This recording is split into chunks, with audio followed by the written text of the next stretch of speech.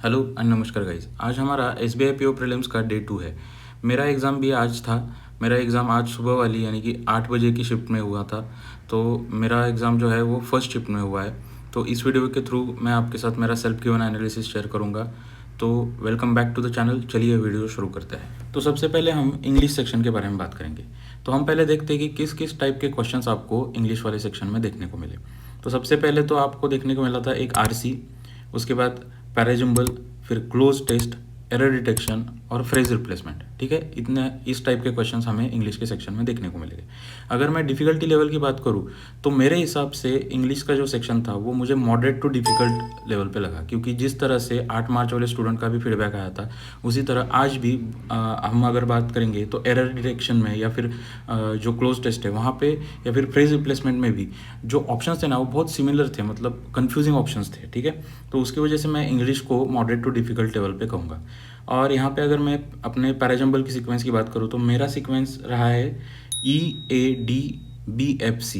ठीक है, तो आप कभी अगर आज एग्ज़ाम होगा तो आप अपना पैराजम्बल का सीक्वेंस ज़रूर कमेंट कीजिएगा, हम क्रॉस चेक करेंगे। ठीक है, तो ये रही आपकी इंग्लिश की सेक्शन की बात। इसके बाद अगर हम बात करें तो हमारा क्वांट सेक्शन आया था।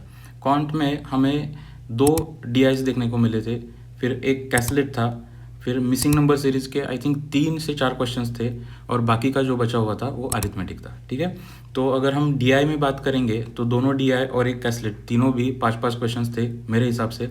और जो 2 DI थे उनमें से बार ग्राफ था उनमें और एक में टेबल चार्ट था। ठीक है, कैसलेट एकदम डुएबल था, ईजी लेवल का था।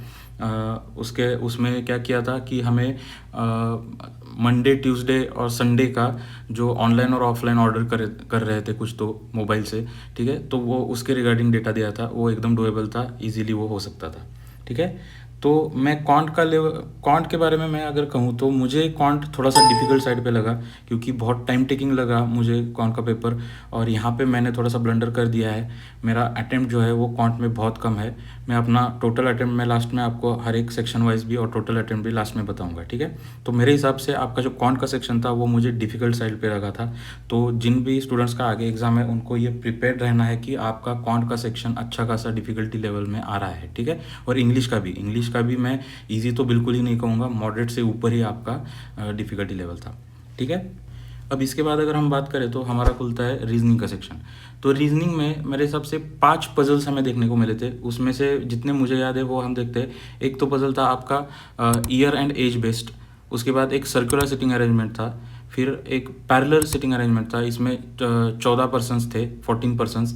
इसके बाद हमारा एक स्ट्रेट लाइन में सिटिंग अरेंजमेंट था जो डबल वेरिएबल था। ठीक है, उन्होंने दिया था आई थिंक 7 पीपल थे और उनको क्या क्या पसंद है वो चीज़ें दी गई थी। ठीक है, तो इस तरह से हमें पजल्स देखने को मिले थे। इसमें से मैंने तीन पजल सॉल्व किए, लेकिन जो पैरेलल सिटिंग अरेंजमेंट वाला जो पजल था वो मेरा सॉल्व तो हो गया था, लेकिन तब तक मेरा टाइम ख़त्म हो गया तो मैं क्वेश्चन मार्क नहीं कर पाया, लेकिन मैंने पूरा सॉल्व ज़रूर कर लिया था।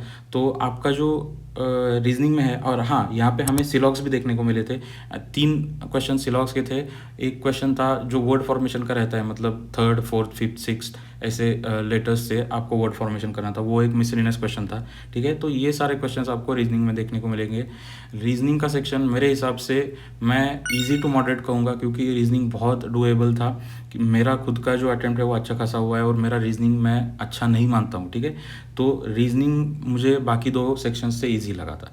तो यही है, अगर आपने पहला और दूसरा जो हमारा इंग्लिश और क्वांट का सेक्शन है उसका अगर इम्पैक्ट रीजनिंग पे नहीं दिया होगा तो आपका रीजनिंग बहुत बढ़िया गया होगा। बहुत सारे ऐसे स्टूडेंट्स होंगे जो 25 से 30 तक भी अटेम्प्ट करके आए होंगे, और मुझे तो लगता है कि 20 से 25 तक तो स्कोर आराम से स्टूडेंट्स लाएंगे रीजनिंग के सेक्शन में, एटलीस्ट मेरी शिफ्ट में। ठीक है, अब यहाँ पे अगर मैं अपने अटेम्प्ट के बारे में बात करूँ तो मेरा सेक्शन वाइज में अटेम्प्ट मैं आपको पहले बता देता हूँ।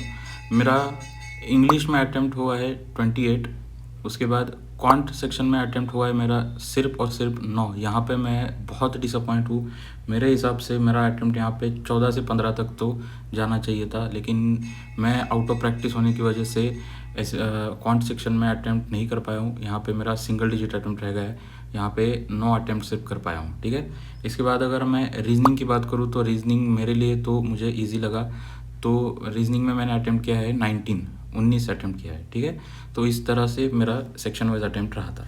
तो फाइनली अगर मैं अपना टोटल अटैम्प्ट के बारे में बात करूँ तो मेरा टोटल अटैम्प्ट हुआ है 56, ठीक है, 56 आउट ऑफ 100।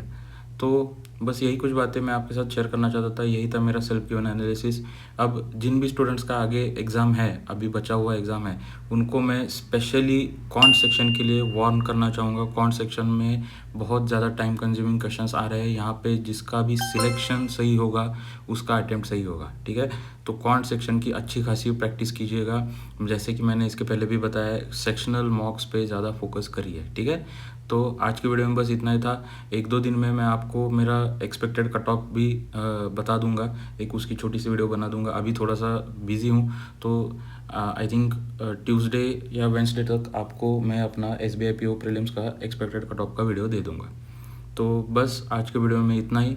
Thank you.